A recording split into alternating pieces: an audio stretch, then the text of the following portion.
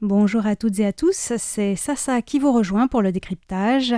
Grâce à une coopération avec le service allemand de RTI, nous avons reçu en studio Chen Hongjin, une journaliste qui a publié une série d'articles sur les Zhuke Mama dans Mirror Media. Ce sera donc l'occasion de découvrir qui sont les Zhuke Mama et quelles sont les problématiques auxquelles elles sont confrontées.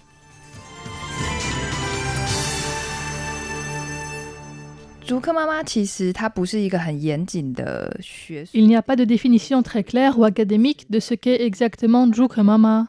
C'est une dénomination qui a émergé sur les réseaux sociaux et qui a été consacrée par l'usage. Ça fait quelques années qu'on parle sur Internet des mamans de Zhuke ou femmes de Zhuke. Zhuke étant le parc scientifique de Hsinchu.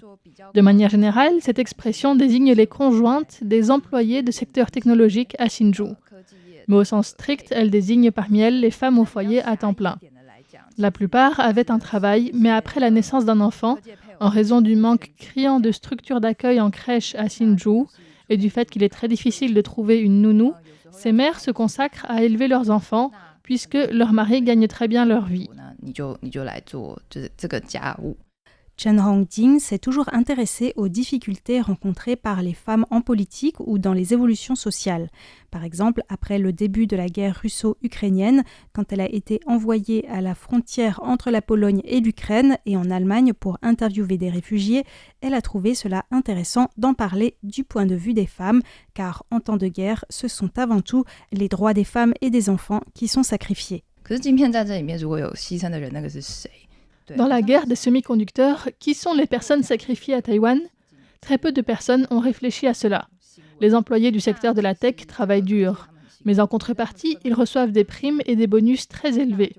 Lorsque certaines épouses remercient leur mari de leur renverser une partie, elles se sont pris une flopée d'insultes sur les réseaux sociaux. En fait, les Zhuke Mama n'aiment pas trop être appelées ainsi. À Taïwan, comme dans d'autres pays d'Asie de l'Est, il y a parfois un ressentiment à l'égard des riches, ce à quoi il faut ajouter la misogynie. Elles sont donc dans une situation défavorable. On les traite parfois de femmes qui portent des sacs Hermès et passent leur temps à boire du thé, comme si elles étaient fainéantes. Comment vivent-elles vraiment ? Qu'ont-elles dû laisser derrière elles ? À quoi aspirent-elles ? C'est ce que je voulais creuser et documenter. Alors justement, entrons dans le vif du sujet. Quels sont les principaux défis ou les difficultés auxquelles les Zhuke Mama sont confrontés ? Bien sûr, cela dépend des personnes, mais Chen Hongjin a identifié principalement deux grandes problématiques. La première problématique est l'interruption de carrière ou le fait qu'elles aient dû laisser derrière elles un travail qu'elles aimaient. Il y avait par exemple une fonctionnaire qui aimait bien son travail. Je l'ai accompagnée le jour où elle a présenté sa démission.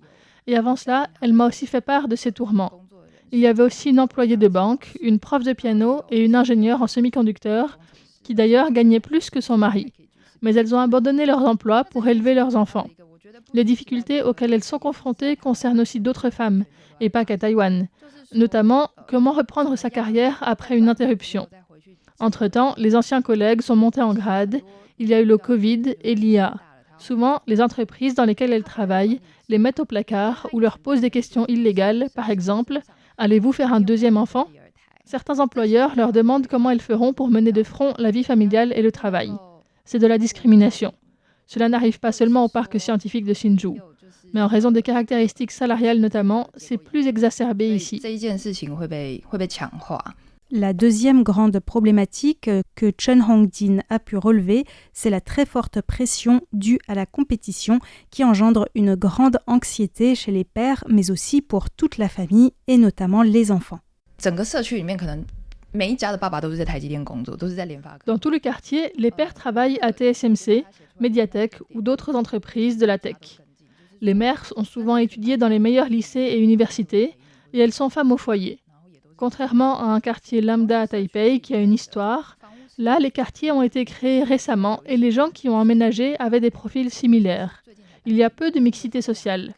Les enfants qui y sont élevés sont les enfants des élites. Leur éducation est donc très compétitive. Je ne sais pas si vous avez le même phénomène en Europe, mais à Taïwan, il y a parfois certains enfants qui refusent d'aller à l'école ou qui ont peu d'interactions sociales car ils sont trop anxieux. Ils font même parfois des tentatives de suicide. C'est peut-être là l'une des spécificités dans les familles de Jukomama qui vivent dans la Silicon Valley taïwanaise.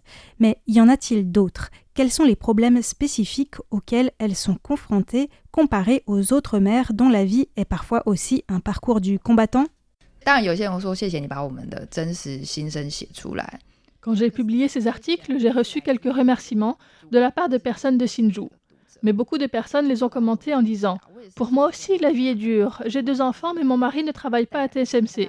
Pourquoi ne parlez-vous pas de nous ?» Donc, qu'est-ce qui est spécifique chez les mamans de Juke ? Elles ont moins de préoccupations liées à l'argent. Mais la contrepartie, c'est que, comme en général, elles sont très éduquées, elles ont beaucoup à perdre. Et il ne faut pas oublier qu'avec l'IA, qui risque de mettre au chômage de nombreux ingénieurs, leurs maris sont vraiment sous pression. Certains enfants attendent leur papa jusqu'à minuit pour les voir. Certains pères sont tellement stressés le dimanche soir à l'idée de reprendre le travail le lendemain qu'ils n'arrivent pas à discuter avec leur famille. Cette anxiété est bien sûr ressentie par leurs enfants. En fait, très peu de gens se penchent sur le prix à payer pour Taïwan, qui est en première ligne des tensions sino-américaines. Ce prix est notamment payé par ces femmes et ces enfants.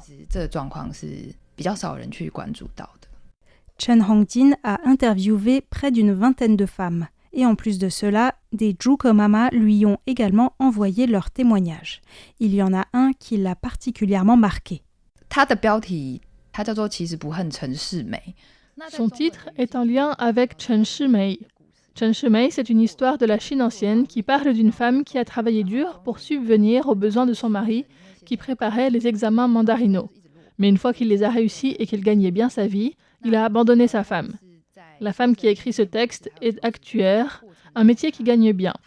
En plus de son travail, elle faisait tous les jours l'aller-retour Taipei-Hsinchu, toutes les tâches ménagères et préparait à manger tous les soirs pour son enfant et son mari pour qu'ils puissent se consacrer à la préparation de son doctorat.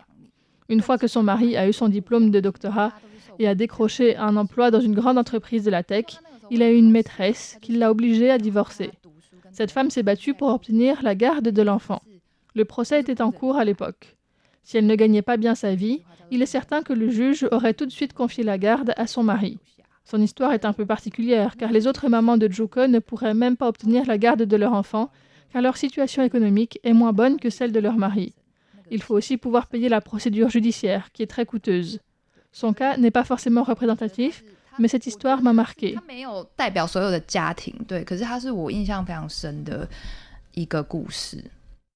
Dans le décryptage de la semaine prochaine, nous poursuivrons la discussion avec Chen Hongjin sur les Jukomama avec un focus sur les difficultés pour élever un enfant à Taïwan et les questions de natalité. C'était un décryptage présenté par Sasa. Merci beaucoup de votre écoute et à bientôt.